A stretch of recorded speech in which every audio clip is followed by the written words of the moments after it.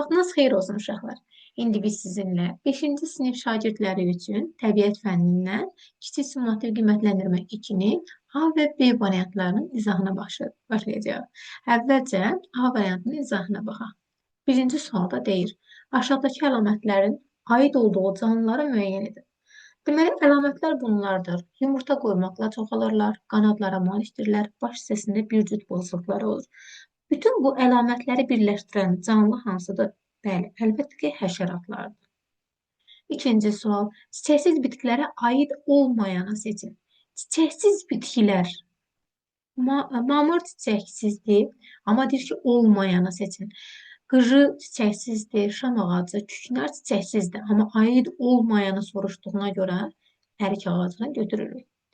Quşlar, sürünənlər, balıqlar hansı qrupa daxildir? Bütün bunlar biz bilirik ki, onurğanlılar qrupuna daxildir. Dördüncü sual. Həşəratların bədəni 3 hissədən ibarətdir. Baş, döş, qarıncıq. Bu doğru məlumatdır, yoxsa yox? Bəli, əlbəttə ki, bu doğru məlumatdır. Yanlış deyil. Beşinci sual. İynəyarpaqlı bitkilərə uyğun olan bəndi seçin. Biz bilirik ki, iynəyarpaqlı bitkilərə deməli, qozaların daxilində yaranan toxumlarla çoxalır. Xeyr, çiçəkli bitki deyil, sporla göbələklər çoxalır, köksü də xeyr. Qozaların daxilində yaranan toxumlarla çoxalır. İndi keçək sizinlə 6-cı suala. 6-cı sualda bizdən nəyi soruşur? Deməli, sualımız bu şəkildədir. Onurğasız heyvanlara aid olan əlaməti seçin. Onurğasız heyvanlara aid olan əlamət hansı olar? Bax, yuxarıda göstərilənlər onurğasızdır, düzdür. Bunlara aid olan əlamət əlbəttə ki, D. Xarici skeletə malik olurlar. Daxili sümükləri xeyr, balalara süd verir xeyr, diri balalayır xeyr. Xarici skeletə malik olurlar. Bu doğru variantdır. 7-ci sual. Suda quruda yaşayan heyvanları seçin. Suda quruda yaşayan heyvanlar hansıdır burada? Təkcə timsah götürmək olar. Timsahı haşiyəyə aldıq. İndi keçirik 8-ci suala. 8-ci sualda bizdən nəyi soruşur? Şəkildəki heyvanları birləşdirən əlamətlər hansıdır? Yəni, kəpənək, ilbiz və soxulcan. Bunları birləşdirən əlamət nədir? Bunları birləşdirən əlamət, bəli, onurğasız olmalarıdır. 9-cu. Aşağıdakı sözləri sxemdə yerinə qoyaraq tamamlayın. Deməli, küknar çiçəkli, şam və ərik ağacını buradakı sxemdə yerləşdirməliyik. Bitkilər bölünür çiçəksiz və çiçəkli. Buraya yazarıq çiçəkli. Çiçəkli bitkilərə biri xarı bülbüldürsə, digəri nə olacaq? Ərik ağacı olacaq. Ərik ağacı. Çiçəksiz bitkiləri hansılardır bəs? Biri şamdırsa, digəri də küknar ağacıdır. Küknar. Aid etmiş olduq. İndi 10-cu, sonuncu suala keçək. 10-cu sualda deyir ki, aşağıdakı situasiyanı oxuyun, sualları cavablandırın. Situasiya bu şəkildədir. Yer kürəsindəki çoxsaylı canlılar formasına, rənginə və quruluşuna görə bir-birinə fərqlənir. Lakin nə qədər fərqlənsələr də, onları müəyyən əlamətlərə görə qruplaşdırmaq olar. Canlıların ilk elmi təsnifatı kim hazırlamışdır? Bəli, bu haqqında bizim kitabımızda qısa da olsa məlumat var. Bunu hazırlayan Karl Linney idi. İlk təsnifatı buraya yazaq. Karl Linney ilk təsnifatı hazırlayan idi. Canlılar hansı əlamətlərə görə təsnif etmək olar? Yəni, qruplaşdırmaq olar. Canlılara təsnif etmək olar skeletinə görə. Skelet quruluşu.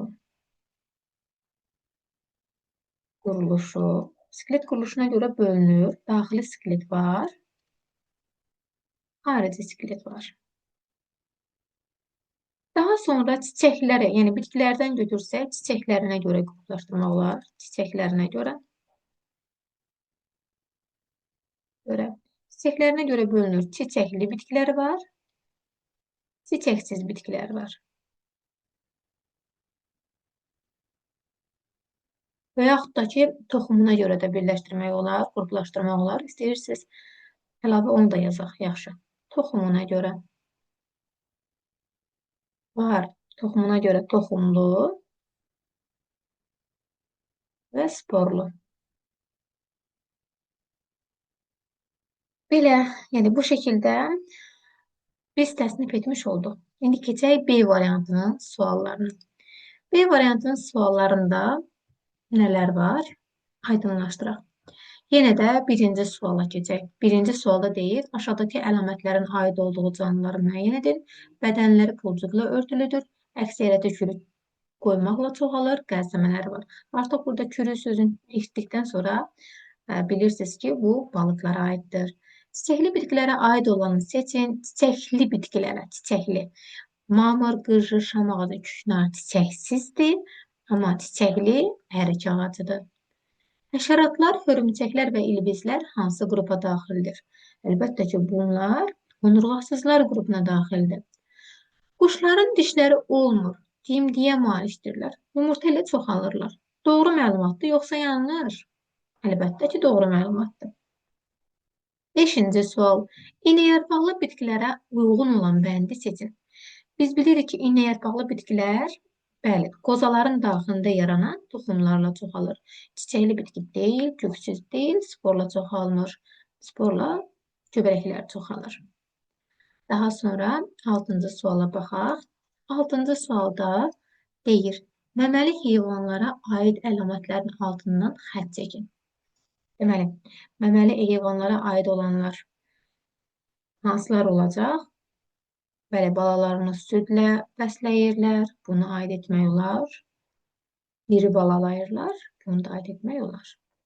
Bir, yumurta qoymurlar, suda yaşayırlar. Xeyr. İkisini aid etmiş olduq.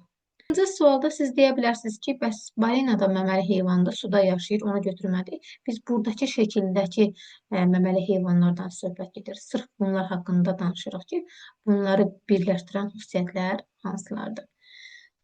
7-ci suala baxaq. Onurğasız heyvanlara aid olan əlaməti seçin.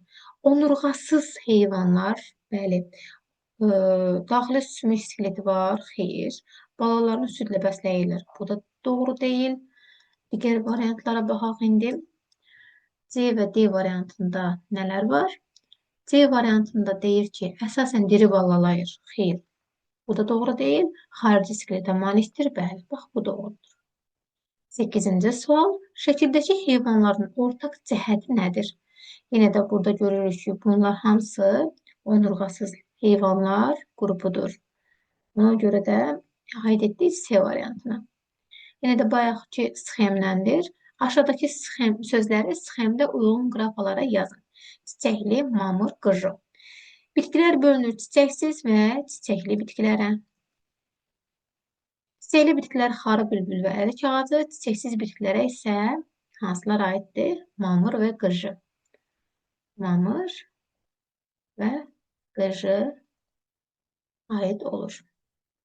Və 10-cu, sonuncu suala baxaq. 10-cu sual yenə də bayaqları bizim dediyimiz situasiyadandır. Yer kürəsindəki çoxsaylı canlılar formasına, rənginə, quruluşuna görə bir-birinə fərqlənir. Lakin nə qədər fərqlənsələr də onları müəyyən əlamətə görə qruplaşdırmaq olar. Bayaqları dediyimiz kimi bu təsnifatı verən kim olmuşdu? Karl Linney.